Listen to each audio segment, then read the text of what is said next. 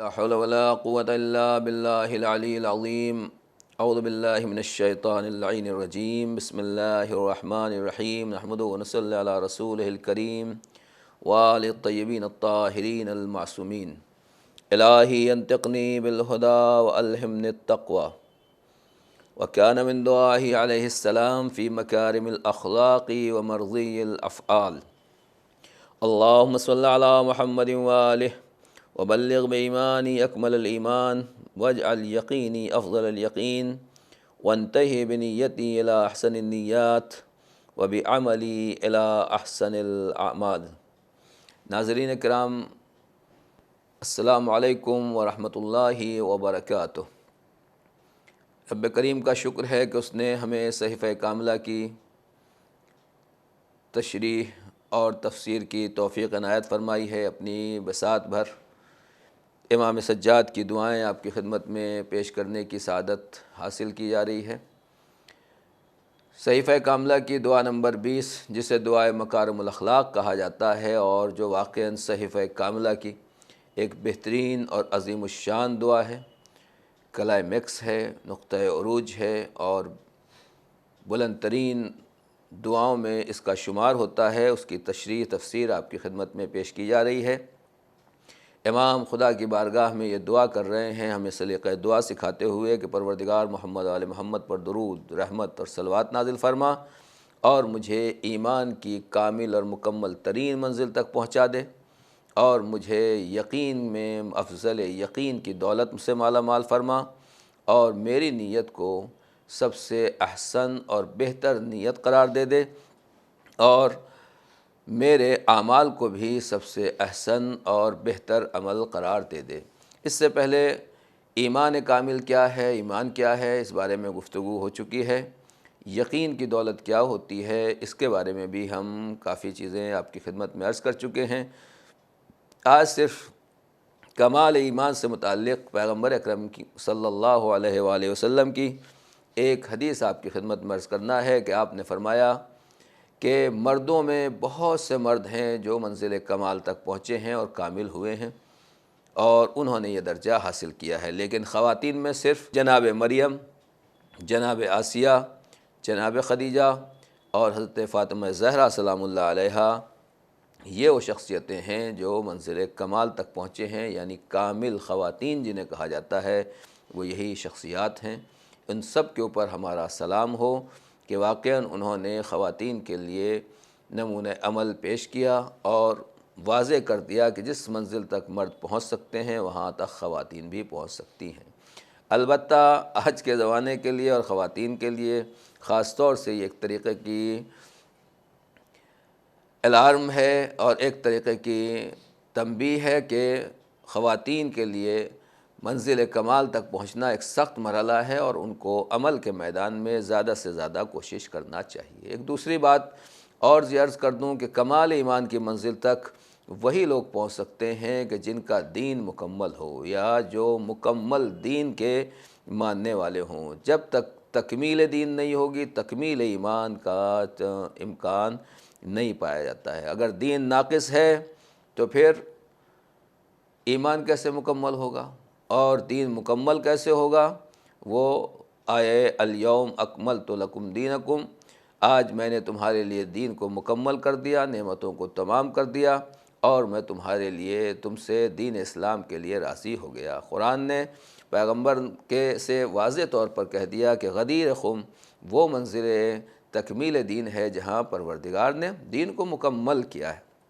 تو جب غدیر میں دین مکمل ہو رہا ہے تو جو لوگ ولایت سے تعلق نہیں رکھتے ہیں یا ولایت کو مانتے ہیں مگر وہ ولایت جو پیغمبر نے دی تھی، وہ مولائیت جو اللہ و رسول کے بارے میں عقیدہ ہونا چاہیے، اگر وہ مولائیت اور ولایت نہیں ہے تو پھر دین بھی ناقص ہے، اور جب دین ناقص ہے تو پھر ایمان بھی کامل نہیں ہو سکتا۔ خدا نخواستہ اگر اس کی جگہ نفاق آ جائے، کفر آ جائے، فسق و فجور آ جائے، وہ چیزیں آ جائیں جس سے دین کو اور ایمان کو نقصان پہنچتا ہے، یا پہلے بھی ہم نے عرض کیا تھا کہ کن چیزوں سے انسان کا ایمان ختم ہو جاتا ہے، اسلام ختم ہو جاتا ہے، انسان سیدھے جہنم کی طرف چلا جاتا ہے، اسلام سے دور ہو جاتا ہے، یہ تمام چیزیں اور مسائل آتے ہیں۔ تو اس سے بھی ہمارا ایمان جو ہے وہ خطرے میں رہتا ہے۔ لہٰذا خدا سے امام نے یہی دعا کی ہے، بلغ بے ایمانی، پروردگار تو پہنچا دے، یعنی منزل کمال تک پہنچنا ہمارے اور آپ کے بس کی بات نہیں ہے۔ انسانیت اور انسانوں کے قوت قابو میں یہ چیزیں نہیں ہوتی ہیں کہ ہم سوچیں کہ منزل کمال تک پہنچ جائیں گے، نہیں، وہاں خدا کی توفیق، پروردگار کا رحم و کرم، اس کا لطف ہوتا ہے۔ حتیٰ کہ جناب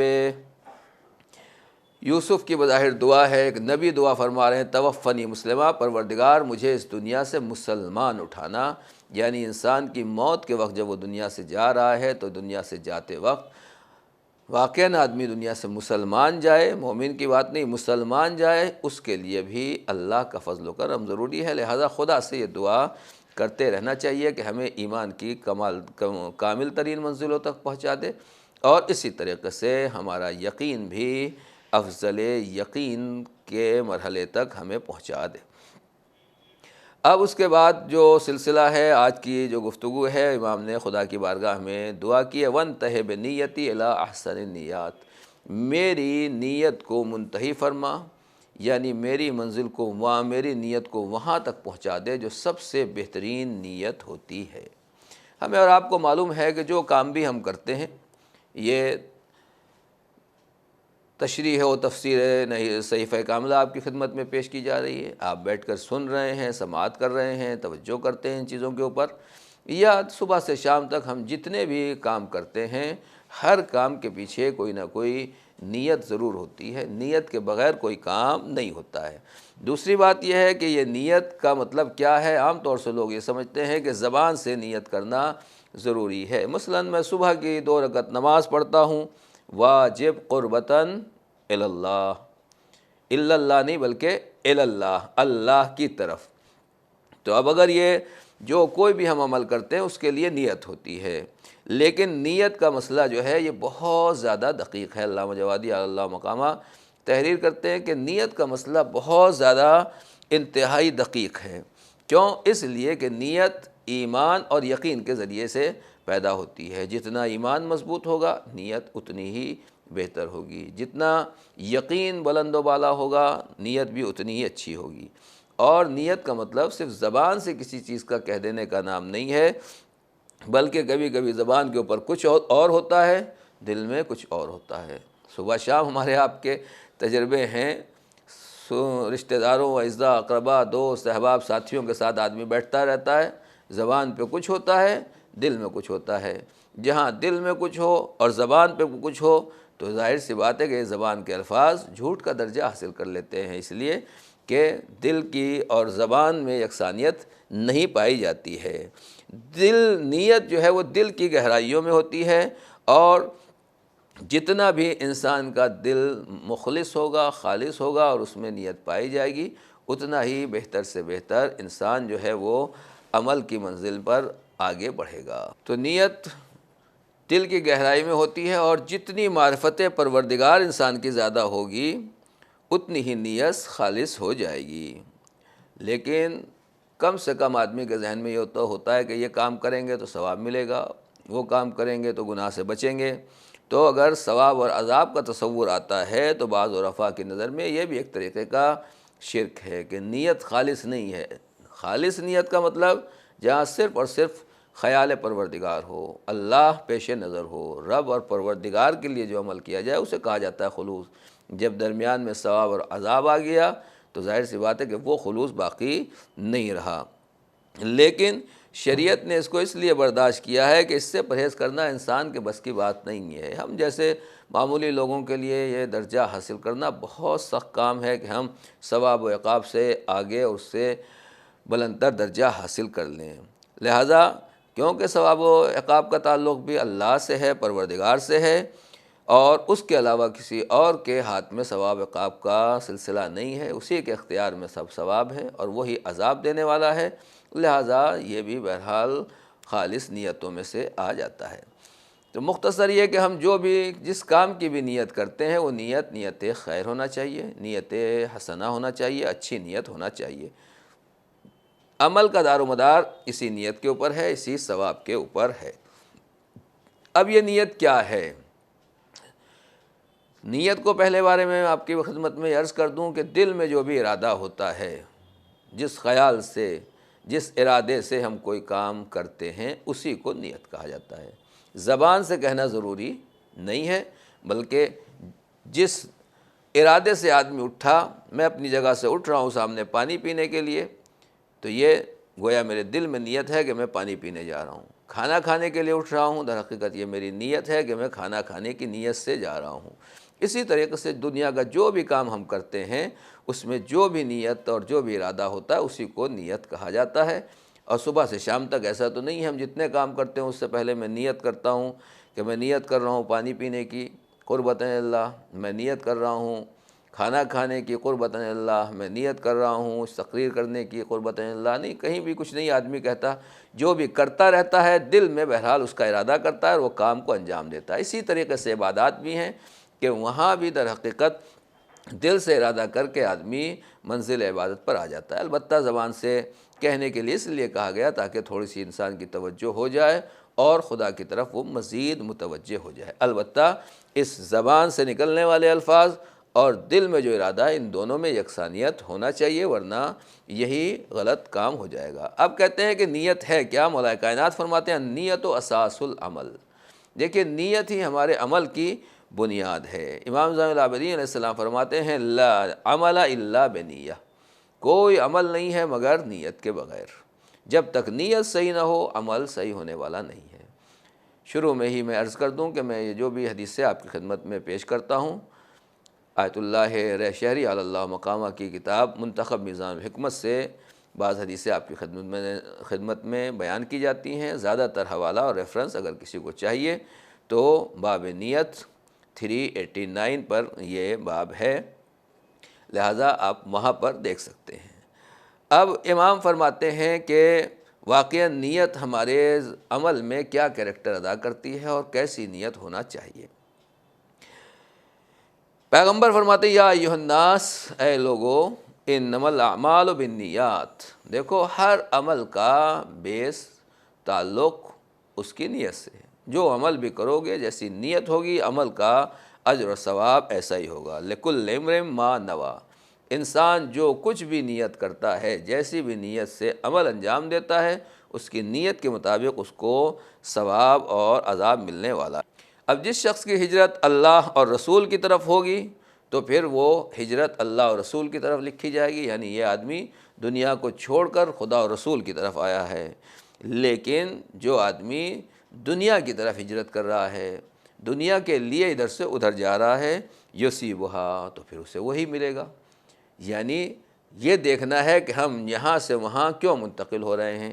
یعنی کبھی کبھی ہو سکتا ہے، پیغمبر نے صاف اور واضح طریقے سے بتا دیا کہ اگر کوئی آدمی خدا اور رسول کے لیے گھر سے نکل رہا ہے اور ادھر سے ادھر ٹرانسفر ہو رہا ہے، جا رہا ہے، منتقل ہو رہا ہے، مائیگریٹ ہو رہا ہے، تو پھر اس کی نیت کے اعتبار سے اسے فی سبیل اللہ کہا جائے گا اور ہجرت الی اللہ کہا جائے گا۔ لیکن یہی آدمی اگر دنیا کے لیے نکل رہا ہے تو پھر یہ دنیا تک پہنچے گا، اسے خدا اور رسول ملنے والے نہیں ہیں۔ تو اب اس کا مطلب یہ ہوا کہ ہو سکتا ہے ایک عام آدمی، ایک جوان، ایک بچہ، ایک بچی اپنے گھر سے نکلے اللہ اور رسول کی خوشنودی کے لیے۔ کوئی بھی کام، کوئی بھی تعلیم، ایجوکیشن، کسی بھی کام کے لیے گھر سے آدمی نکلتا ہے تو کس لیے نکلتا ہے؟ خدا اور رسول کی خوشنودی کے لیے۔ عام بچہ ہے، عام جوان ہے، تو اس کو ثواب ملے گا فی سبیل اللہ ہجرت کرنے کا۔ دوسری جانب ایک طالب علم ہے، ہم جیسا انسان ہے جو بظاہر مدرسے میں جا رہا ہے، مدرسے بظاہر کوئی حج کے لیے جا رہا ہے، بظاہر کوئی عمرے کے لیے جا رہا ہے، زیارت کے لیے جا رہا ہے، کسی اور نیک کام کے لیے جا رہا ہے، مگر اس کی نیت خدا رسول نہیں ہے، خدا نخواستہ، بلکہ کچھ اور ہے۔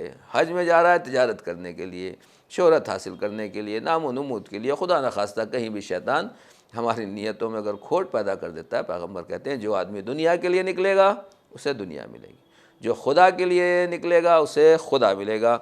اور اسی طریقے سے آپ فرماتے ہیں او امرأۃ یتزوجھا فہجرتہ الی ما ہاجر الیہ، اور اگر کوئی انسان کسی عورت سے شادی کرتا ہے اس کے حسن و جمال کے لیے کہ بس مجھے یہ عورت مل جائے، تو پیغمبر فرماتے ہیں تو جس کی نیت اس نے کی ہے وہ وہاں تک پہنچے گا۔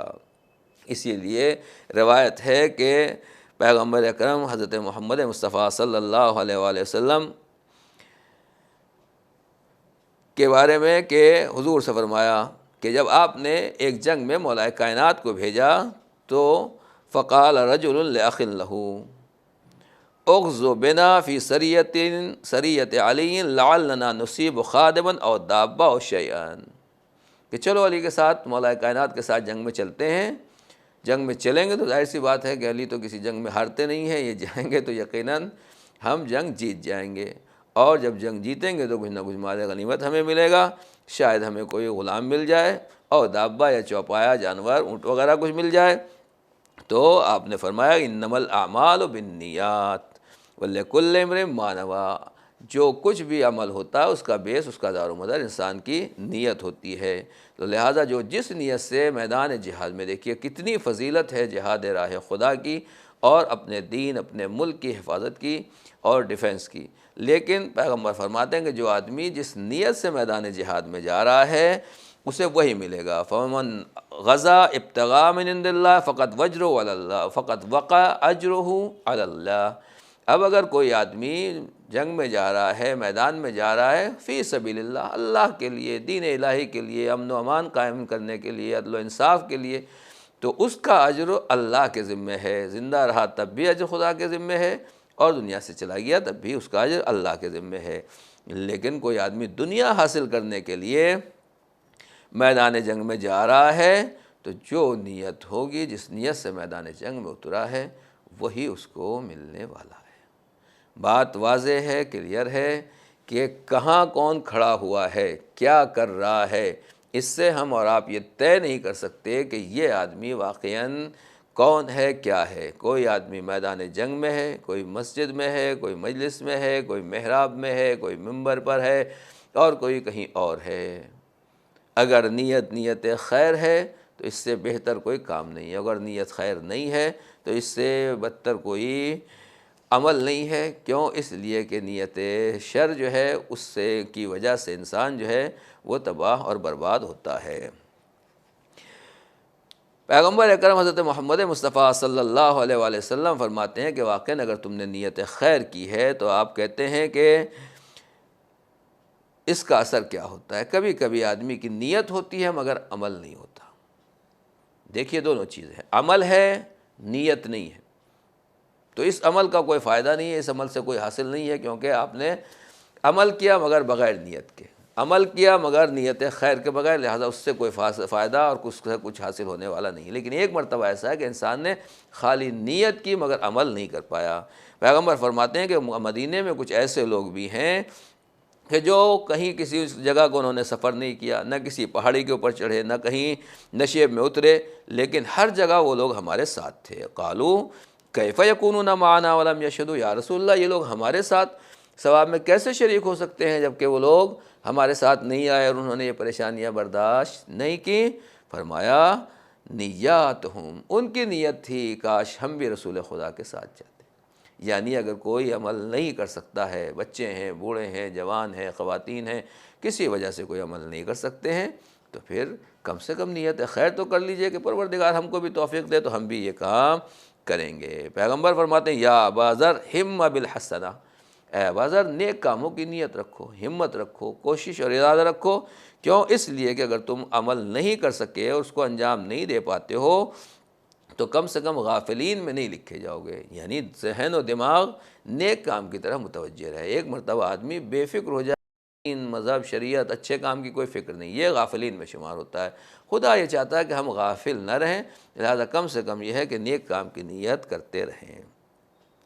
بہت بہترین روایت ہے اور جس میں واقعاً ہم جیسے لوگوں کے لیے ایک امید کی کرن مولا کائنات نے ارشاد فرمائی ہے۔ امام کا ایک دو ساتھی ہے جو جنگ جمل میں جنگ ختم ہونے کے بعد امام سے کہتا ہے کہ مولا کاش میرا بھائی بھی یہاں ہوتا تو وہ بھی اس ثواب میں ہمارے ساتھ شریک ہوتا۔ تو امام نے پوچھا یہ بتاؤ تمہارا بھائی کہاں ہے؟ کہا سفر پہ رہ گیا، نہیں آ سکا۔ کہا یہ بتاؤ کہ اس کے دل میں کیا تھا، اس کی نیت کیا تھی؟ اگر وہ یہاں ہوتا تو ہماری طرف ہوتا یا اہل جمل کی طرف ہوتا، ہمارے مخالف کے ساتھ ہوتا؟ کہا نعم۔ تو اس نے کہا نہیں، آپ کے ساتھ ہوتا، ہمارے ساتھ ہوتا، دوسروں کی طرف کیوں ہوتا؟ فقط شہدنا، تو اس نے کہا، امام نے فرمایا کہ وہ تو پھر ہمارے ساتھ ہے، وہ ہمارے ثواب میں شریک ہے، وَلَقَدْ شَهِدْنَا فِي أَسْكَرِنَا هَذَا اقوام فی اصلاب الرجال والارحام الرسا۔ سلام ہو امیر المومنین پر۔ امام نے کہا صرف وہی نہیں بلکہ جو لوگ ابھی پیدا ہونے والے ہیں، اپنے والدین کے صلب میں ہیں، ماں کے رحموں میں ہیں، ابھی اس دنیا میں نہیں آئے، وہ بھی ہمارے ساتھ ہیں اس جمل کے میدان میں۔ کیوں؟ بہت زمانے کے بعد جب وہ پیدا ہوں گے اور اس جنگ کو سنیں گے، ان حالات کو سنیں گے، تو جس کے دل میں میری محبت ہے وہ کہے گا کاش میں بھی امیر المومنین کے ساتھ ہوتا، وہ بھی ہمارے ثواب میں شریک ہے۔ اور اس کے ذریعے سے پروردگار عالم ان کے ایمان کو مضبوط کرے گا۔ لہٰذا یہ ہے دیکھیے نیت کا معاملہ، کہ نیت اگر آدمی کی واقعاً اچھی اور نیت خیر ہو تو پھر اس سے انسان کہاں تک پہنچ سکتا ہے۔ اس کے بعد امام جعفر صادق علیہ السلام نیت کے بارے میں ارشاد فرماتے ہیں کہ مومن کی نیت جو ہے اس کے عمل سے بہتر ہوتی ہے۔ کیوں؟ اس لیے کہ لأن العمل ربما کان ریاء للمخلوقین۔ پہلے تو امام نے فرمایا کہ نیت المومن افضل من عملہ، مومن کی نیت اس کے عمل سے بہتر ہوتی ہے۔ چھٹے امام فرماتے ہیں کیوں؟ اس لیے کہ جب انسان کبھی عمل کرتا ہے، جب ہم عمل کرتے ہیں تو ہمارا عمل اس میں ریاکاری آ جاتی ہے، دکھاوا آ جاتا ہے، مخلوقین کے لیے، لوگوں کے لیے دکھانے کے لیے عمل کرتے ہیں۔ وَالنِّيَّةُ خَالِصَةٌ لِرَبِّ، مگر نیت تو دل میں ہوتی ہے، ہمارے دل کے ارادے کو کس کو پتہ ہے؟ یہ تو صرف اللہ رب العزت کے لیے ہے۔ فَيُعْطِي تَعَالَىٰ عَلَى النِّيَّةِ مَا لَا يُعْطِي عَلَى الْعَمَلِ، تو پروردگار نیت کے اوپر وہ ثواب عطا کرتا ہے جو عمل کے اوپر ثواب عطا نہیں کرتا۔ نیت کہاں کہاں اچھی ہونی چاہیے؟ خالی نماز روزے میں؟ پیغمبر فرماتے ہیں اے ابو ذر، ہر کام میں نیک نیتی رکھو، ہر کام میں۔ صبح کھلنے کے بعد سونے تک جو کچھ بھی کام کر رہے ہو اس میں تمہاری نیت نیک ہونی چاہیے، حتیٰ کہ پیغمبر فرماتے ہیں حتیٰ فی النوم والاکل، کھانا کھاتے ہو نیک نیت۔ کیسی نیت نیک رکھیں؟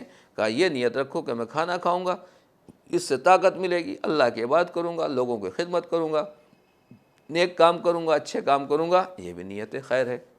سونے جا رہا ہوں تو آدمی سوچتا ہے کہ نہیں چلو آرام کیا جائے، نہیں، آرام کرنا اپنی جگہ ہے، وہ تو مل ہی جائے گا۔ نیت یہ ہونا چاہیے کہ میں تھکا ہوا ہوں، آرام کر لوں گا، پھر سے فریش ہو جائے گا اور پھر سے طبیعت بحال ہو جائے گی، پھر دین خدا اور رسول کا کام کروں گا۔ یہی نیت خیر ہوتی ہے۔ پیغمبر یہی فرما رہے ہیں کہ ہر کام میں نیت خیر رکھو۔ اور اس کے بعد کیا ہوتی ہے نیت خیر؟ اچھی نیتوں سے کیا ہوتا ہے اور بری نیتیں ہماری زندگی میں کیا اثر کرتی ہیں؟ امام صادق علیہ السلام فرماتے ہیں من حسنت نیتہ زاد اللہ فی رزقہ، جس کی نیت نیک اور حسن ہو جاتی ہے اللہ اس کے رزق میں اضافہ کر دیتا ہے۔ امام علی فرماتے ہیں کہ سوء النیہ داء دفین، بری نیت جو ہے وہ ایسی بلا ہے، ایسی بیماری ہے کہ جو ختم ہونے والی نہیں ہے۔ عند فساد النیہ ترتفع البرکہ، فرماتے ہیں کہ جب نیت فاسد ہو جاتی ہے برکتیں اٹھ جاتی ہیں۔ کتنے لوگ سوال کرتے ہیں مولانا ہماری زندگی میں ایسی بے برکتی آ رہی ہے، پریشانیاں، یہ خرابیاں ہیں۔ نیتوں کو دیکھیے، آج ہماری نیتوں میں کتنا فطور پیدا ہو چل رہا ہے۔ جہاں نیت خراب ہوئی وہیں سے برکت اٹھ جاتی ہے، جیسے ہی نیت نیک ہوئی اللہ برکتیں دینا شروع کر دیتا ہے۔ امام فرماتے ہیں فسدت النیہ وقعت البلیہ، اللہ اکبر، جب نیتیں فاسد ہو جاتی ہیں، نیتیں خراب ہو جاتی ہیں، بلائیں نازل ہوتی ہیں، بیماریاں آتی ہیں، وبائیں آتی ہیں، پریشانیاں آتی ہیں۔ اور امام صادق علیہ السلام فرماتے ہیں ان المومن لینوی الذم، گناہ کی نیت، برے کام کی نیت، غلط کام کی نیت اگر آدمی کرتا ہے مومن تو اس کا اثر کیا ہوتا ہے؟ امام فرماتے ہیں فیحرم رزقہ، یہ آدمی اپنے رزق سے محروم ہو جاتا ہے۔ تو یقیناً نیت کا سارا دار و مدار جو ہے وہ ہمارے ایمان پر ہے، یقین پر ہے، اور عمل کا دار و مدار ہماری نیت پر ہے، اور ہماری زندگی، ہمارا رزق، ہمارا آرام، ہمارا سکون، زندگی میں جو بھی چاہیے اس سب کا دار و مدار کس چیز کے اوپر ہے؟ وہ ایک اچھی نیت کے اوپر ہے۔ لہٰذا اپنی نیتوں کو بہتر بنائیں، لوگوں کے ساتھ اچھی نیت سے پیش آئیں، ان کا خیال رکھیں تاکہ پروردگار عالم ہمارے رزق میں بھی اضافہ کرے اور ہمیں آفات و بلیات سے بھی محفوظ رکھے۔ امام سجاد نے اس دعا میں یہی بتایا ہے۔ دعا مال، دولت، عزت، شہرت، جو کچھ بھی مانگنا ہے وہ سب اپنی جگہ کے اوپر ہے، وہ بعد میں ملے گا۔ اللہ سے اچھی نیت مانگ لو، نیت اچھی ہو گئی تو یہ ساری چیزیں خود بخود پروردگار کی طرف سے تمہیں مل جائیں گی۔ رب کریم پروردگار ہماری نیتوں کو بہترین نیت قرار دے اور اس کے مطابق عمل کرنے میں ہماری مدد فرما۔ والسلام علیکم ورحمۃ اللہ وبرکاتہ۔